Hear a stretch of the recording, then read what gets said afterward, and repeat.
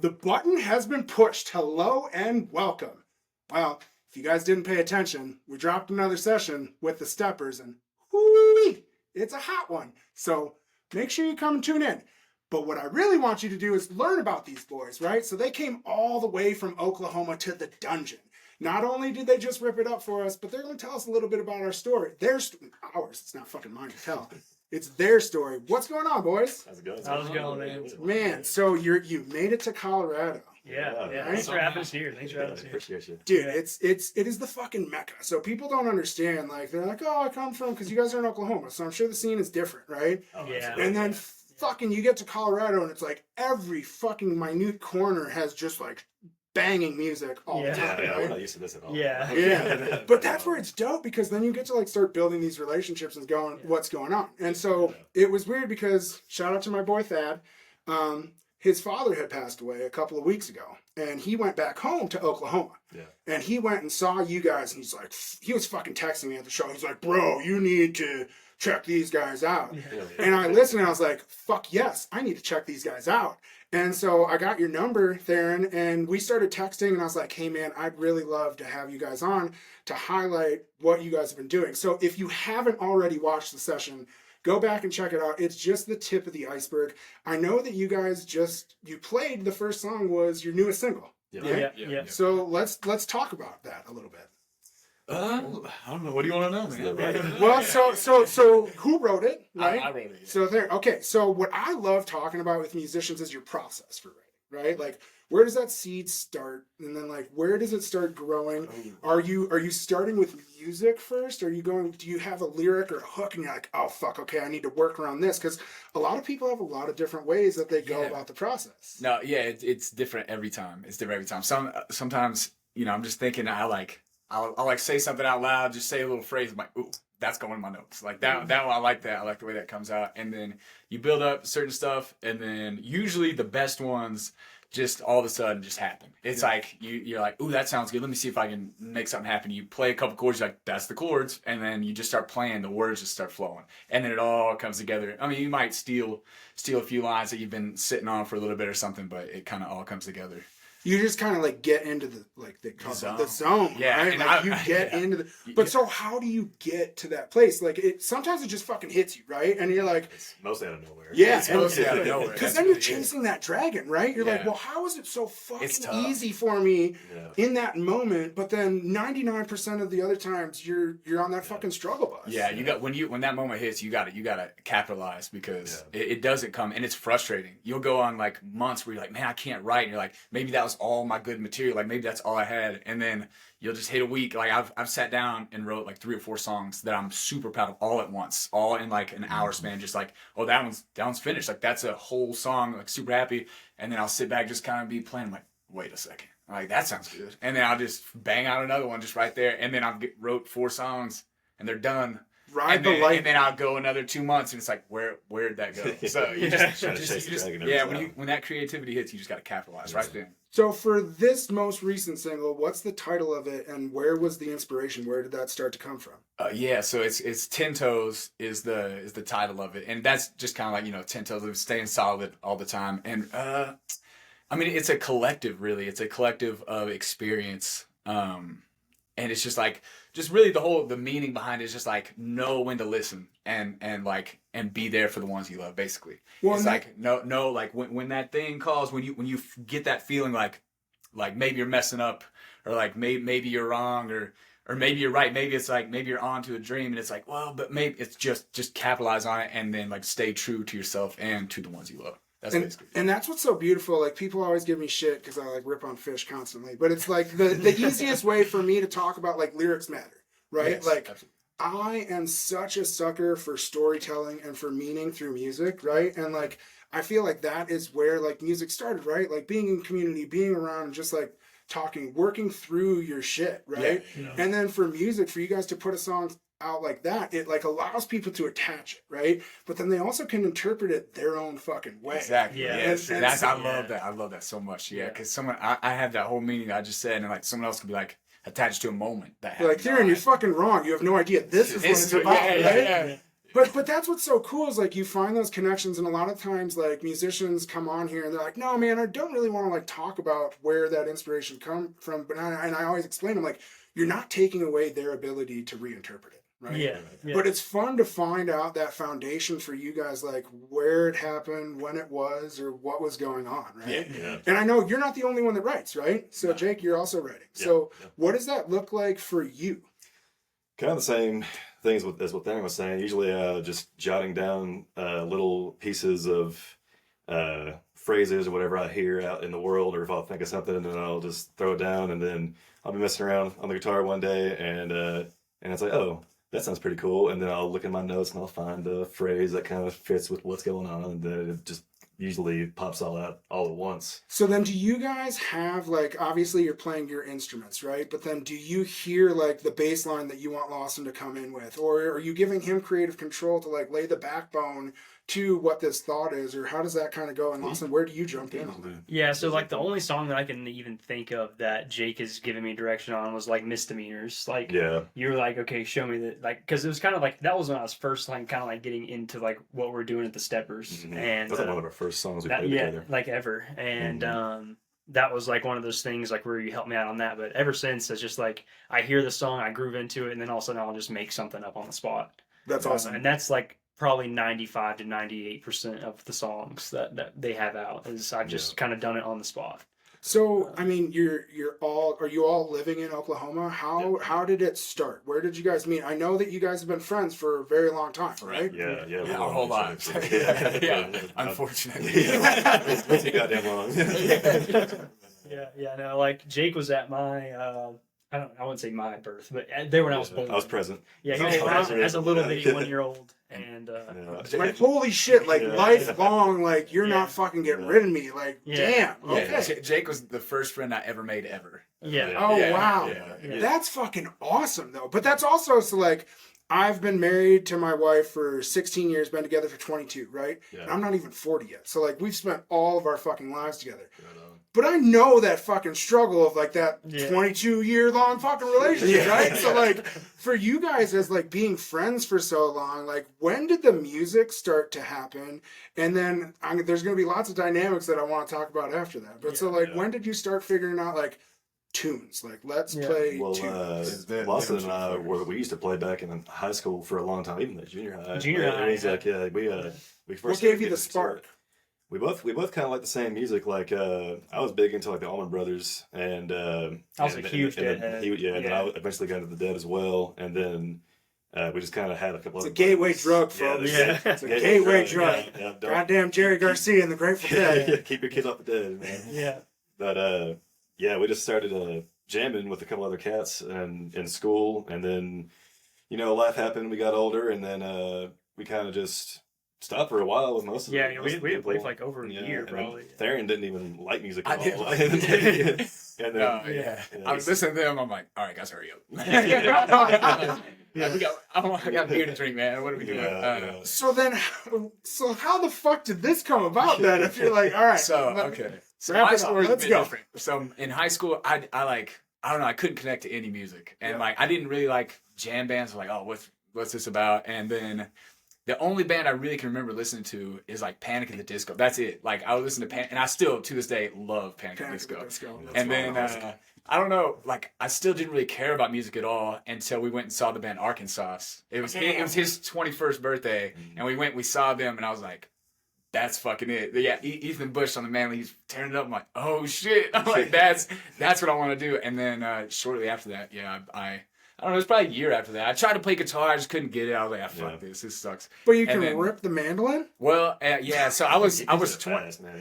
I did learn it really fast. I've never seen anyone learn an instrument like that fast. It's pissing me off a little bit. Well, that's what I'm saying. So, like, how long have you been playing the mando for? This is my, going on my 3rd year, I think. It's fucking stupid, and people are going to hate you for that, right? Like, dude, I would. Like, but that's fucking wild, right? Yeah. So, like, what was it? Okay, you saw Arkansas, you're like, yes.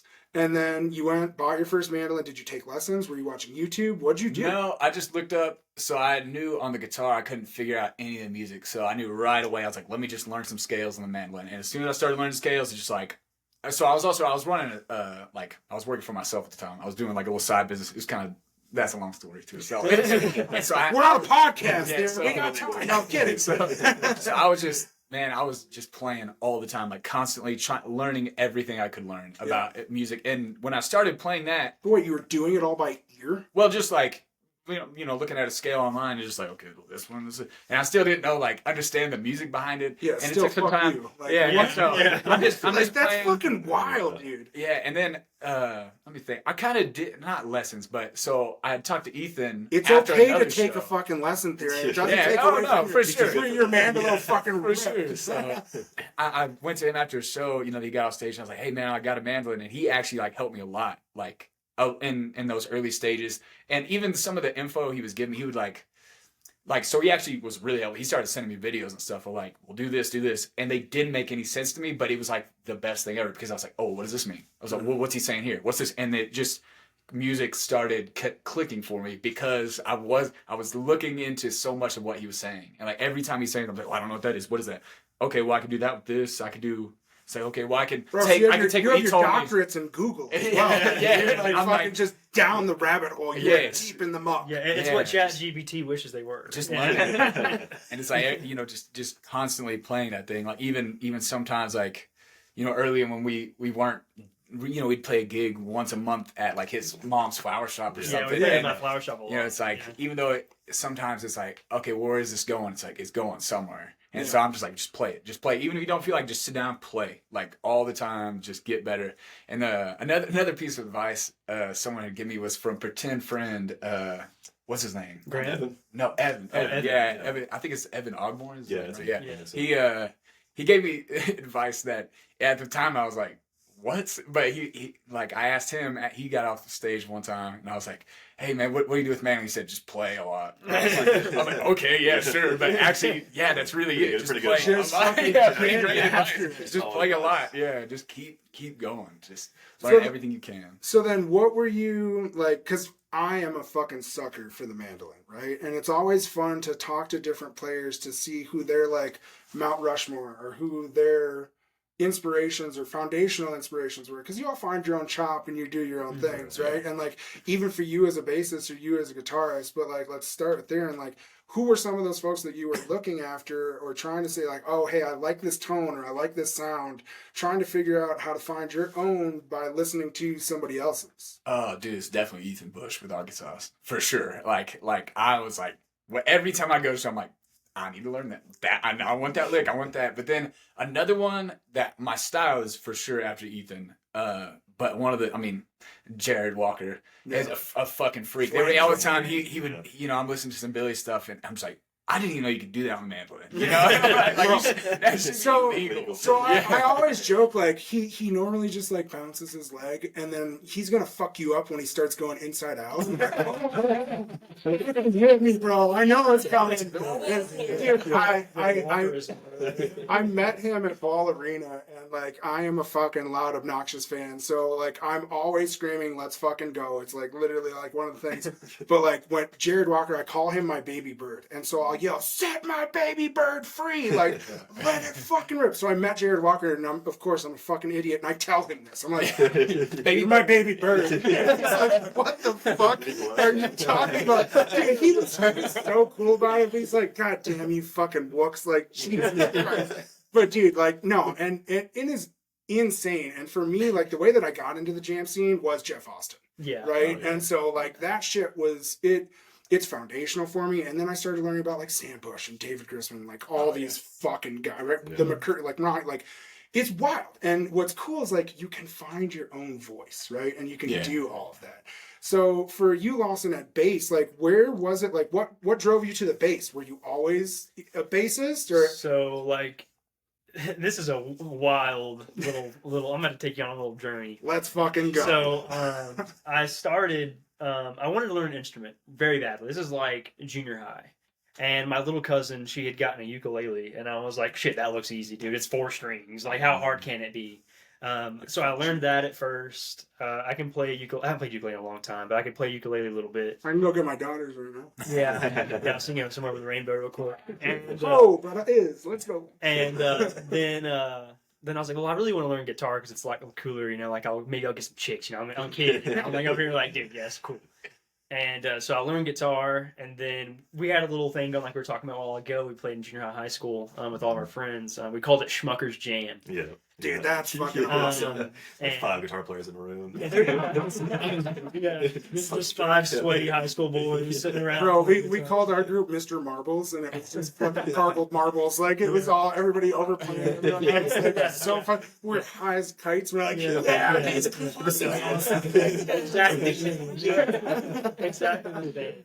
Then we were like, it would be really cool if we'd like made something out of this and like had people that weren't just guitar players. So like we had one of our buddies, Zuli. He was like, okay, he's a jazz musician. He was like, okay, he'll play drums. He's a really great drummer, great key player as well. And so he played kind of both, but mainly drums. And then one day they were like, we need a bass player. And now everybody was kind of just like scratching their heads, looking around like, not me. And then one day I was like, fuck it, give me a bass. I'll play bass. So ever since then, though, like, even, like, my whole life, like, looking back when I was a kid, like, my dad listened to Old Dead, like, Dick's Picks and stuff on road trips and stuff, like, Phil bombs, man. That's what I listened for. I was listening for them bombs. And so that was kind of like a thing when I got into it, I was like, okay, this is, like, kind of where I think I need to be. It feels good, right?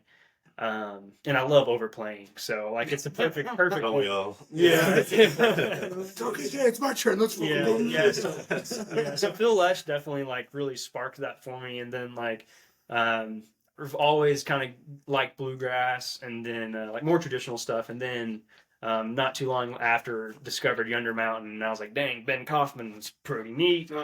Play that old upright pretty cool. So I started really listening to them a lot, and then were you ever playing an upright bass?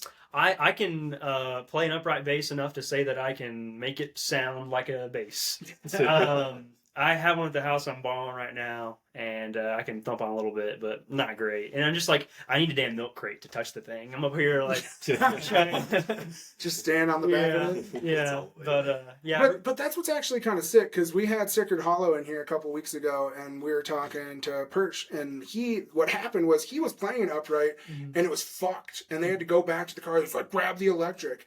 And it changed their sound, right? Like, it made it so much more dynamic, and it allowed them to, like, grow. So, like, for you guys, it helps give you your own sound, right? Like, how to start mixing that stuff. We got this fucking asshole that just started playing 3 years ago, right? It's like, fucking Panic at the Disco rips the mandolin. So, like, god damn, but that's awesome, right? Yeah, that was like, it was hard for me at first, was trying to discover what I wanted, like, sound-wise, and I'm still in that same boat. Like, it's a constant evolution period, cycle of just like, what do I want my sound to be, chasing that sound. And but I mean, aren't all of you musicians always chasing the next sound, right? It's like never fucking good enough, and all of us are like, oh, that's amazing, right? And you're like, I need something different. And we're like, wait, what? No, stop. What? Fuck. And then we're here like, oh yeah, no, okay, that fucks. Yeah, keep going.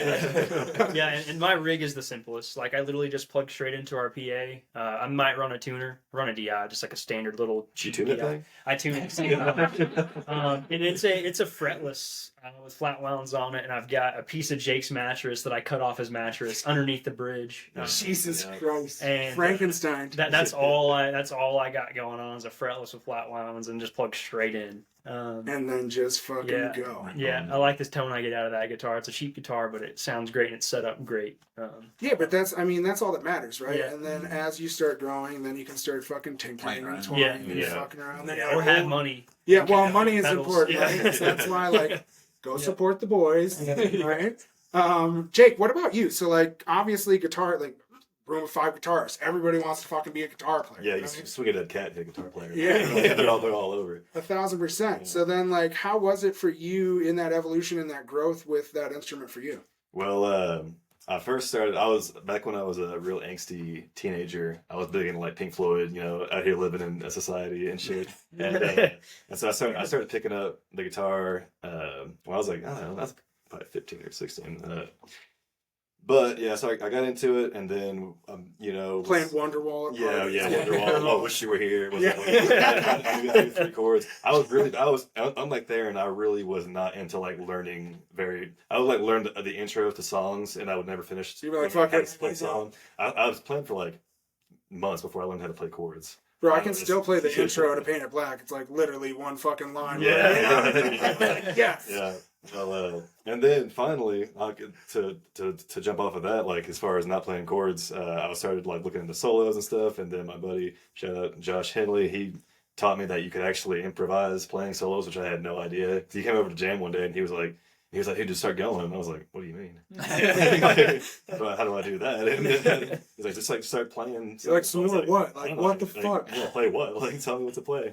And then I figured out you could do that, which really intrigued me. And then I got it like. Then that opened a fucking door, right? And then you start listening to the Southern rock, and you're like, oh fuck. Yeah. Listen to Allman or Skinner and some of those fucking riffs, and you're like, oh, absolutely. Okay. Like Dickie Betts and Dwayne Allman were like the two that really like turned me on to that whole situation. And then Jerry Garcia, obviously.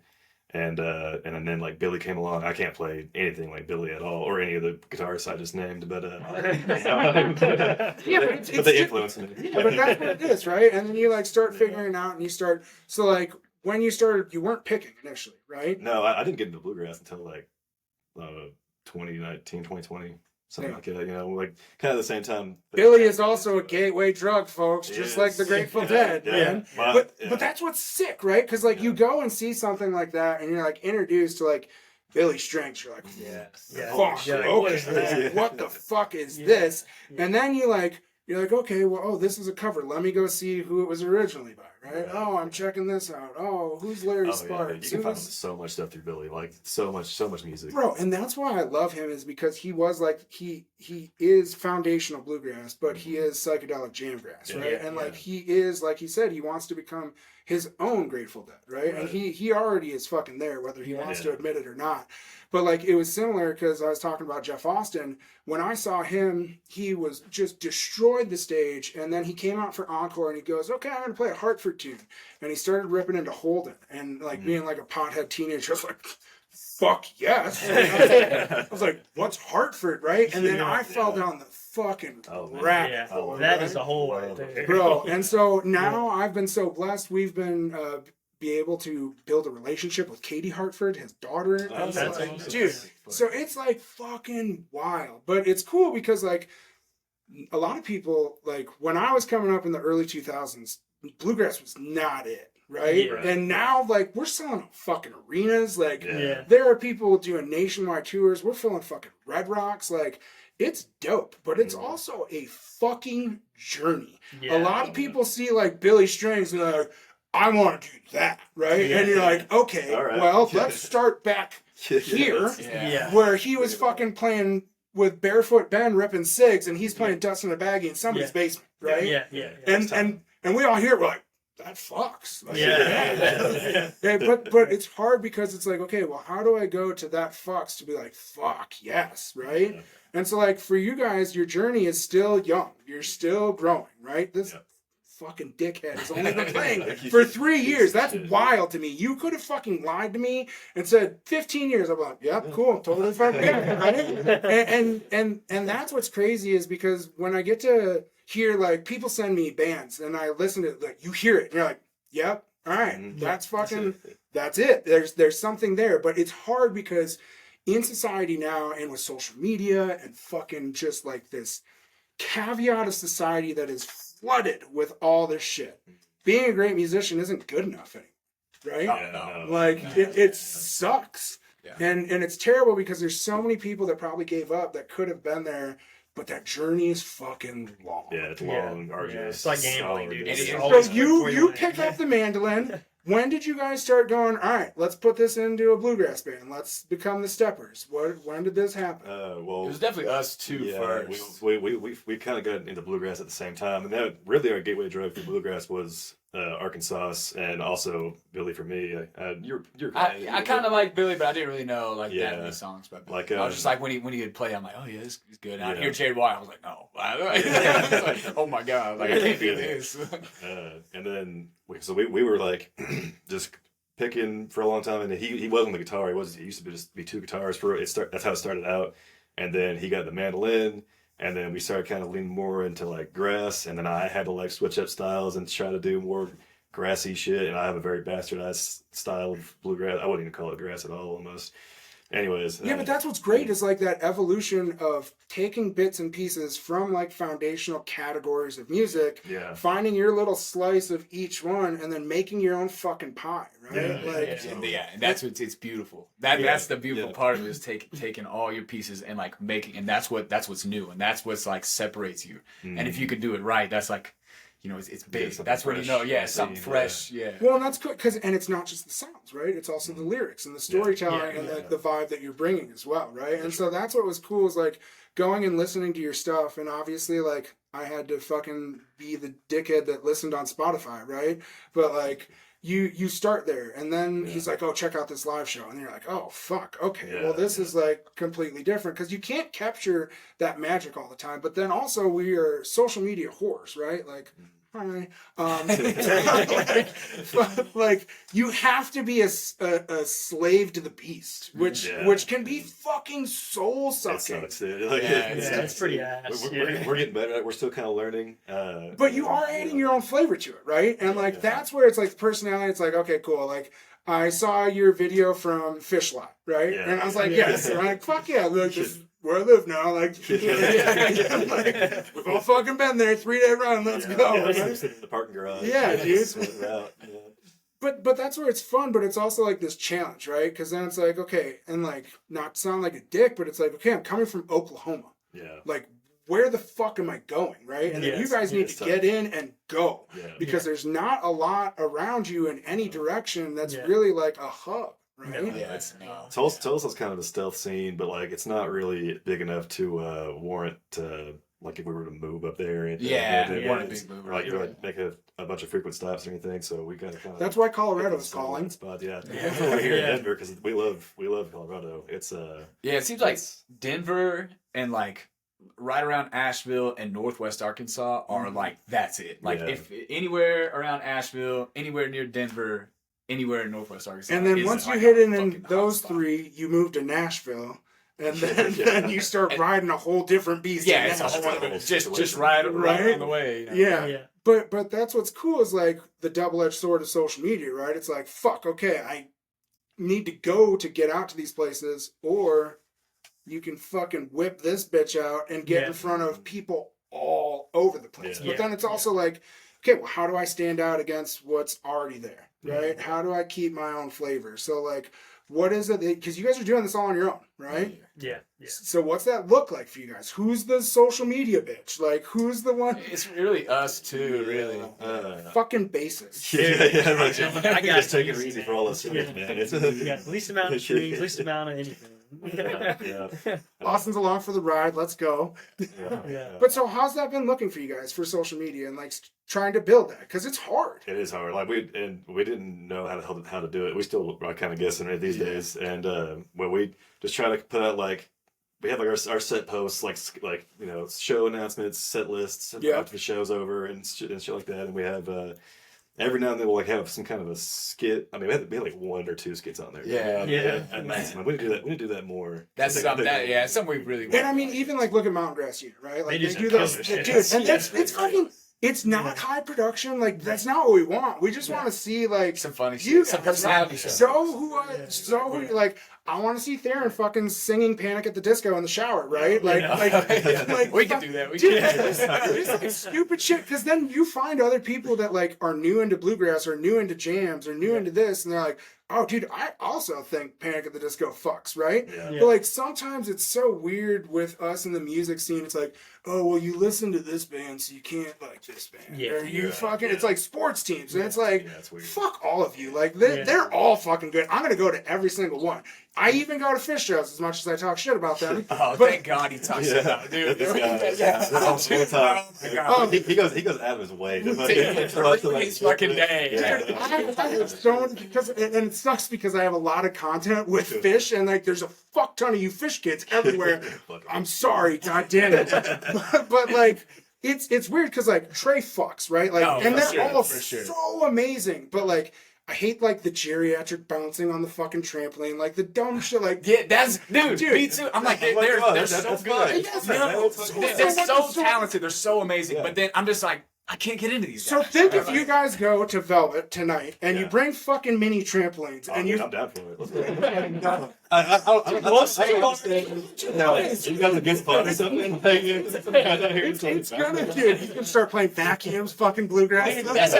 Yeah, dude, I love connecting on stage. I love to fucking be around. I don't understand people who want to be up on stage just like straight faced. No, dude, I want to see your fucking ugly face, right? Like I just want to see your fucking grit, right? And like. It is fun. Like, it was a couple weeks ago. I don't remember where. I think it was Austin. He almost fell off the trampoline. I was like, you guys are fucking around now. Like, Trey's going to break the fucking people. Fish retirement tour. Like, God damn it. But it's funny because, like I say, like, oh, if some young band were to do that, I know that me and my friends would be like, what? What? Like, Swerve, we were talking about, my boys. They do fucking crab walks on stage, and I'm always like, God damn it, you guys. Fuck! I love you! It's fun, dude. And some people fucking love it. And, like, I'm like, okay. And then I go back to, like, the lyrics. Okay, so what the fuck are we singing about, right? And, like, Mr. Cam, the guy that does all of the, So he's like, oh, here, I'm going to send you. And this, the playlist literally said, Fish That Doesn't Suck. And so I listened to it. I was like, all right, I'm going to go into this. I'm going to like do that. I was like, how do you want me to listen? Like, and I listened to it. And then I did like a minute review. And I literally read the lyrics off some of the songs. And I was like, bro, I can't. There's no way to connect to it. Yes. And like, absolutely. You got like, songs like Rift, dude. Like, what a great, like, that's some fucking good lyrics right there. Dude, see, so all you fucking Fish kids, go follow the steppers. Jake is here. I'm looking out for No, you. That's anyways. You don't want If you want some representation and then on the fish lot, call Jake. I will defend you. And that's what's cool about the scene, right? It's because like we can all come, we can all bullshit, and like it sucks because the double-edged sword of like social media is the like for every good comment or like, hey, good job, you have all these fucking dickheads that'll be like, oh, that sounded like shit. Oh, you played this or and it's like, bro, first off, fuck you. Like, come and try this shit or do whatever it is. It's so fucking hard. And it's hard because it's like, how do you keep that passion unless it's like this intense love for the music early on in those grind years, right? Yeah. Like, you're not getting paid a bunch. You don't have all these perks, right? There isn't then.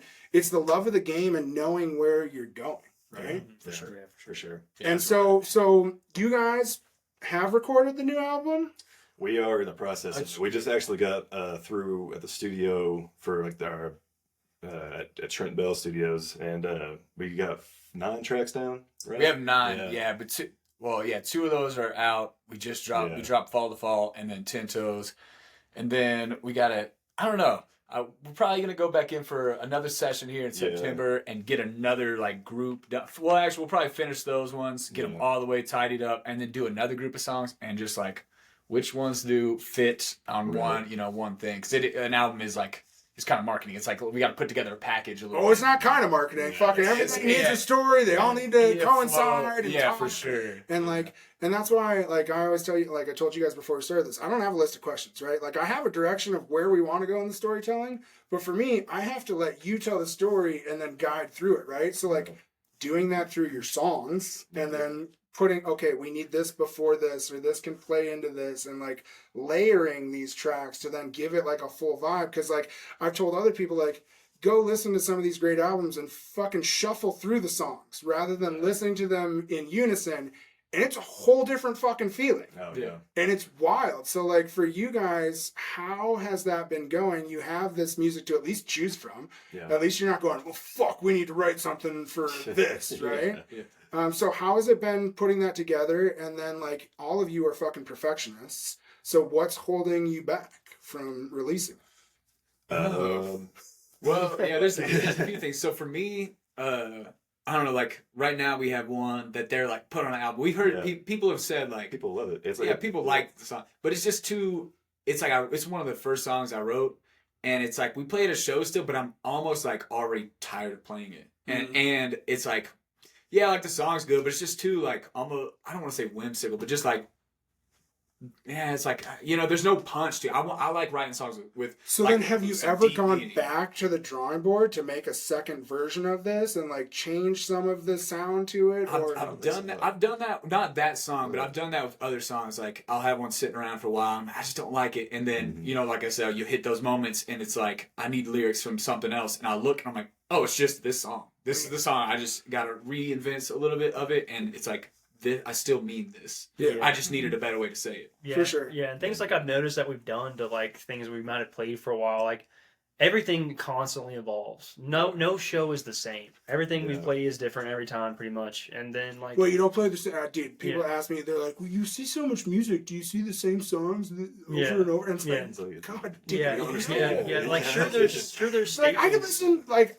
I got into 69 Dark Stars, and I literally listened to 70 different versions of fucking Dark Star from the same year, and I was like, I could tell you all about the different fucking versions of this song, right? Yeah. And like, that's what's sick, but that's where it's hard, because then it's like, okay, I have 69 versions of this. Yeah. How do I put one onto an album? Like why does this one belong? Yeah. It's tough. And so then you guys are going in, you're recording, you want to get the right feel, and then this will be the first full-length album that you're releasing? No, this will be the second. We released one, and it was like pretty much recorded all like live. Like we were just like around the mic. Like me and him were around the mic. And we didn't really like send it off to get mixed or mastered. There's like you could definitely hear when you flow through it. It's we like were rushing hard to get that one out. Yeah, we were rushing that. Yeah, but sometimes you just need to fucking get it out. Exactly. It's just getting something out. And it's like, okay, hey, but then it's hard because you're like, well, fuck, that's not how I want this, right? And that's like, it's funny because like, I don't want to say all you musicians are the same, but you all are the fucking same, man. Like, it's like, oh, well, no, it needs to be like this. And it's like, well, even if that just planted the seed, right, to get us to start fucking hearing, because what I love is seeing the evolutions of bands as they start to go and grow, right, and then find that fourth piece. Because like I've seen a bunch of stuff with you guys with a fiddle player, right? And obviously that adds a lot of different sound, right? We keep on trying to get his ass in a full time. But and that's where that balance is. So we're coming for you. But that's what's cool. It's like as you guys keep going and evolving and growing. But what are you guys doing like away from music to keep yourself sane and like still be like? Because this can drown you, right? Like it is literally all encompassing. You can feel 100 feet below the water line and like never feel like you're going to get out. But there's other stuff that you have to do for your mental health and just for fucking sanity. Like what else are you boys doing? Oh, I love going to see shows. Just I'm a concert junkie. And I mean, it's obviously this can be stressful sometimes, but just going and being at a show, that's a whole different ball game. Like it is definitely a release because I don't have to worry about doing anything, right? I'm in there just having you just get to enjoy it. Yeah. But I mean, I do love. And it's weird because it gives you like a recharge. Yeah, absolutely. It gives you inspiration too because like these guys are up there. And it's wild because you're a fucking musician, but then you're like, yeah, no, my free time I want to go see other musicians fucking play. And it's like you get that release or you're inspired by it. And you're like, oh fuck, I do not want to listen to another podcast. I'm like, that's not what I want to do. But like you, like I literally would go to every fucking show again. Yeah. And it doesn't matter if it's big or small. Like. Just go and hear it and support people. And I say this all the time. Support your local musicians because it is so fucking easy for somebody once they're at Billy Strings level to sell out an arena. But at one point he had to play free shows at fucking brewery. Show up. Go to these bands' shows. So you guys are playing here. We're recording this on Thursday the 17th. Yes. Yeah. Tonight, fucking Velvet. Is it Velvet Elks or Velvet Banjo? Velvet Banjo. And that's why I asked, because fucking Colorado and all these goddamn venues, there's two different ones. So Velvet Banjo's in Denver. We don't have to go all the way to Boulder. But you guys are playing tonight, and then you're also playing up in Conifer on Saturday? Yeah, so where will you be playing on Saturday? Snowpack, yeah. Oh, nice. So how has it for you guys... It's fun when I talk to people because it's like you get to a moment where you're like, oh, my manager books all this stuff. Talk to my booking manager. that's not where you're at. No. It's it's you. Yeah, and you kind of going back, you were talking about who does the social media, and I would say like honestly, I like to like do certain stuff. I'm like I pay attention to social media a lot, but he's definitely more of like the poster, like, oh, I'm gonna post the set list post. Like even at first I was like, why are you posting set list? But that's just his thing. Like that's like that's a jam. Yeah, but he also knows, right? Like it's part of our scene, right? Yeah, and it's like we want to go like, oh fuck, look what they covered. They're like sick. Oh, I gotta fucking see this. Misdemeanors, dude. They're gonna flip that show enough. Dude, that last time played, right? Like it counts and all this shit, and it's like, oh, Theron's fucking being a snob about that song. We're never gonna get together again. Like, God damn. Theron loves to. We'll be playing the show, and then like we'll read the set list, and he'll be like, no, I want to play that one. Every time I'll look at the set list, I'm like, yeah, we can do that. And then as soon as he gets, I'm like, we're not playing that. We're not playing that. We're not playing that. I read the set list, and I'll send it to him like days before the show. You're like, how's this look? And then they'll be like, for sure. Yeah, that's definitely part of it. But then we'll come up. It'll be the time to play the show. And then Theron looks at the set list as it's happening, and then we're like counting off into it. He's like, "Wait, no, let's not do that one." And we'll mix shit around. I don't think we've ever followed a set list. No, it rarely ever goes. It's a loose idea, and then there's always 3 or 4 that are just like getting vetoed. Dude, it's fucking wild how you guys pull some of these audibles, and then some of these big bands like don't, right? And like they're just like cutting stuff, but. It's cool because it's like, okay, well, what are you gonna fucking play into, or the vibe of the venue or the crowd, right? And it's like, I am not a fucking woohooer or a yelling for a certain song, but bro, we were at Showdowns, and they had just played 2 days before in Denver. We were in Colorado Springs. They had played Cold Rain and Snow. Oh, nice. Some fucking shit faced guy in Colorado Springs just. Cold Rain and Snow! Like, just fucking, like, and then they played it, and I was like, no, don't fucking listen to him, because now that asshole's gonna go back to the next fucking show. It spreads, dude. Yes, dude. And so, like, for you guys, like, and also a big thing is fucking chompers, especially for, like, so bluegrass, dude, like, how hard is it? Because, like, you're gonna go play these venues, and sometimes people are just gonna be at the venue not knowing that music's played. And then they don't fucking care. Yeah. Right? Like, how hard is it watching people chomp and talk while you're fucking pouring your heart and soul? You just crank that shit, dude. You just gotta keep your head down and so I can focus on the task. Start like looking at each other, like bullshitting with each other. Well, dude, we actually last year, I think it was last year, we played in Kansas. It was like 8 a.m. and 8 or 9 a.m. at this breakfast joint. And in Kansas, and slept in the parking lot. Yeah, slept in the parking lot. We pulled up there. It was the latest shit, and we just loaded our stuff in, and we were playing and like jamming the fuck out, and like while these table of old ladies are trying to eat their breakfast. Yeah, they're like sitting there eating, drinking coffee, and we're like, giving you fucking stink eye, these old ladies. And we're like, what are you guys doing? Yeah, like they wanted me here. Yeah, we're getting paid. They're paying me. We got paid dollars to play that show. Yeah. Making tens of dollars out here on the road. Yeah, perfect. And they maybe gave me coffee so that I can poop later. Like, that's it. Have you guys had any fun, wild stories while you've been on the road driving? Because, like, nothing's fucking close, so it's a decent clip everywhere you go. It's a couple hours. It's always a trek, for sure. Yeah. What's good? I don't know. What's coming on right now? Stories? Like, we've slept on the side of the road a lot. Yeah, we've done a lot of road sleeping. I feel like we haven't really had Who's in charge of the playlist? These fucking analysts. No, not the set list. In the fucking band. Theron is not allowed. No, these motherfuckers. Well, Theron likes like 10 songs. And he'll play those songs. And so mostly Panic at the Disco, which is maybe some Billy Joel, some like classic rock. Yeah. Dude, but that's actually sick. And like, I keep telling people, I was like, I just want a fucking reggae bluegrass band. That would be cool. Like put Yonder. Yes, like those fucking chops. Like, because it can bang, but like. Andy Frasco does a bunch of that alt rock, and he does Panic at the Disco. Yeah, I love Andy Frasco, dude. And those covers fucking hit, and it's fun because it plays to our age, right? And it's like those euphoric moments of like yesteryear, and then playing into them. That's fucking wild. So what I like to ask is like, what's the song that you guys rock out to that you don't want people to know that you fucking listen to? Like guilty pleasure. Yes, dude. Yes, 1,000%. I was just talking about this shit the other day. What's it called? That Lizzo song. Yeah, we were talking about this. He has like sick bass line. Yeah, dude, the bass line's so it's disgusting. Is dude, what's it called? It's a About list. damn time. About damn time.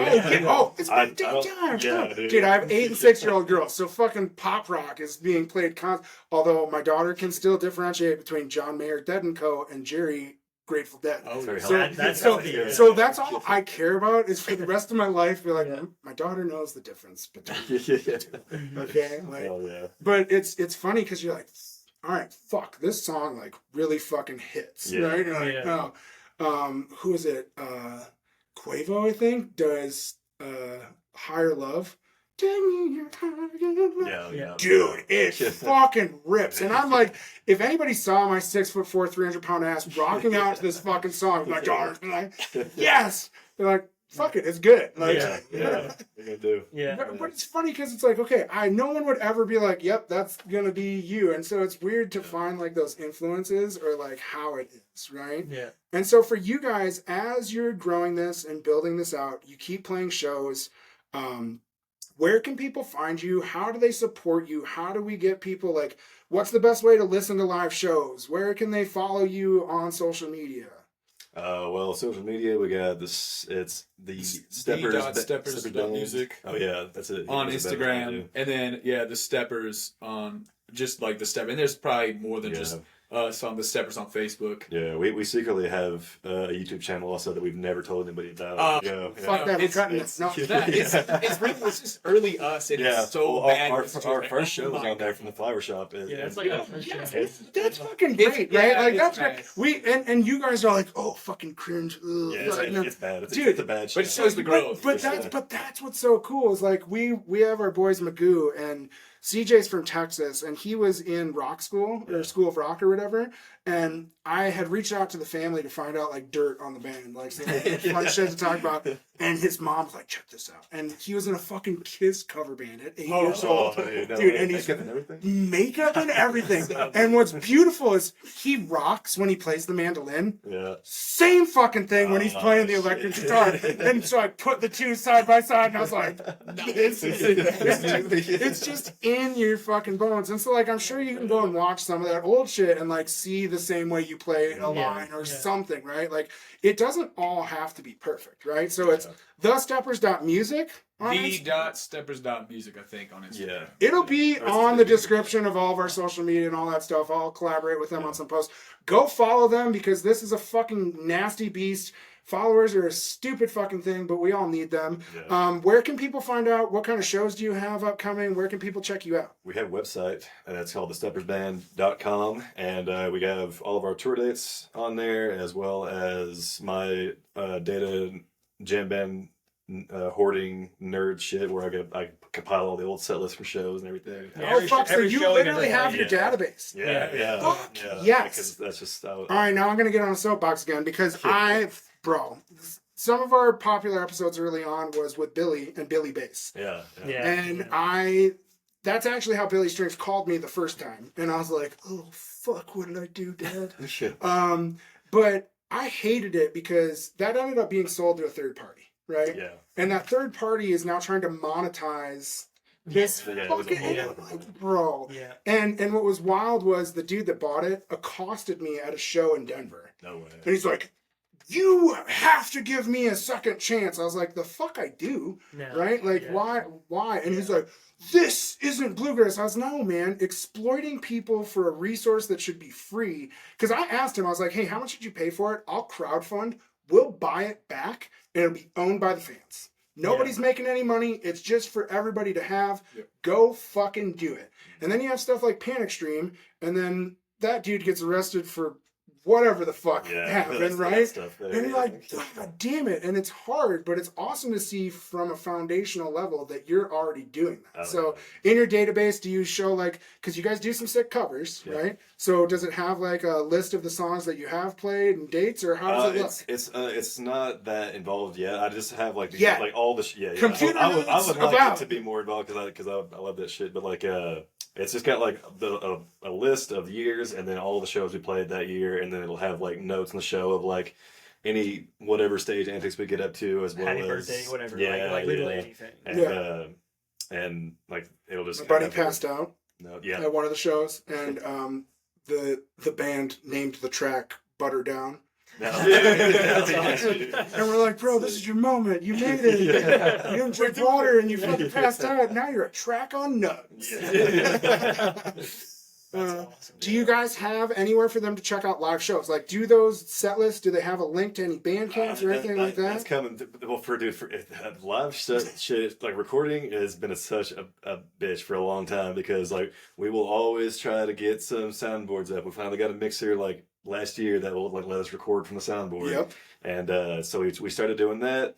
The recordings are pretty good, but they're not like super high quality. So I'm not sure if we're gonna put those out yet. I think I have a couple on YouTube from last year, and I think that's where I watched one was on YouTube. Okay, right on. And yeah, so we have some of those, but one day I want to talk with some folks about getting like some really good crispy ass like just high fidelity recordings, and we'll try to get that coming up soon. But talk to Keegan when you're down at Velvet Banter. Talk to Keegan. He mixed our show at Breckenridge, and it was so fucking clean. Nice. So we had a mixer. It was an 18 channel mixer, and he was able to mix everything live as it was. So even post production was fucking next.